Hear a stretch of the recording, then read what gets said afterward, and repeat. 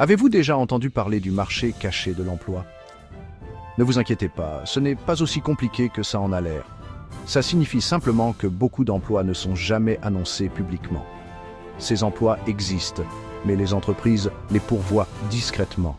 Voyez ça comme un genre de vente secrète. Seuls quelques privilégiés sont au courant des bonnes affaires. Sur le marché du travail, cette vente secrète regorge d'opportunités incroyables. Ces emplois cachés pourraient être parfaits pour vous. Mais comment trouver ces perles rares? Il faut un peu plus d'effort que de simplement parcourir les sites d'offres d'emploi en ligne. Vous devez savoir où chercher et à qui parler. N'oubliez pas que ce n'est pas parce que vous ne voyez pas d'offres d'emploi affichées que l'emploi n'existe pas. Le marché caché de l'emploi est bien réel et il est plein de potentiel. Vous vous demandez peut-être pourquoi les entreprises se donnent la peine d'utiliser ce processus d'embauche secret. Il y a plusieurs raisons principales. Premièrement, cela leur permet d'économiser du temps et de l'argent. Les offres d'emploi publiques peuvent attirer des centaines de candidatures. Cela signifie que quelqu'un doit passer au crible tous ses CV. Deuxièmement, les entreprises peuvent déjà avoir quelqu'un en tête.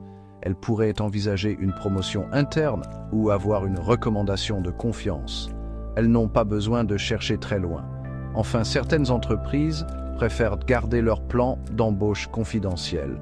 Elles ne veulent pas que leurs concurrents sachent ce qu'elles préparent.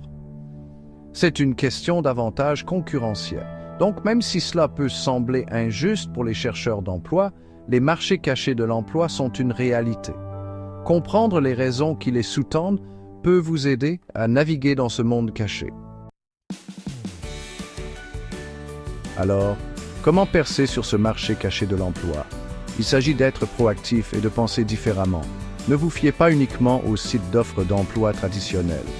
D'abord, ciblez les entreprises que vous admirez, même si elles n'affichent pas de postes vacants. Renseignez-vous sur leur travail, leur culture et leurs valeurs. Montrez-leur que vous êtes réellement intéressé. Ensuite, contactez votre réseau. Parlez à vos amis, à votre famille, à vos anciens collègues et à vos mentors. Faites-leur savoir que vous cherchez des opportunités.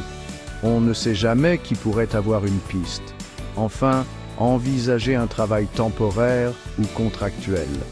Cela peut être un excellent moyen de mettre le pied dans la porte. Cela vous permet de démontrer vos compétences et potentiellement de passer à un poste permanent. C'est là que le réseautage entre en jeu. Le réseautage ne consiste pas à assister à des événements guindés et à distribuer des cartes de visite.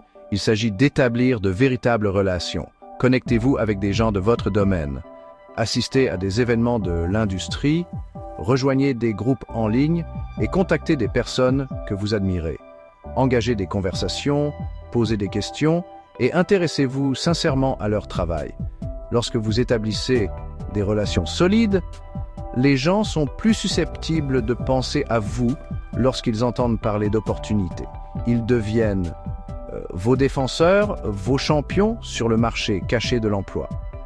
N'oubliez pas que trouver un emploi ne dépend pas toujours de ce que vous savez, mais de qui vous connaissez. Cultivez votre réseau et il vous ouvrira des portes que vous n'auriez jamais cru possibles.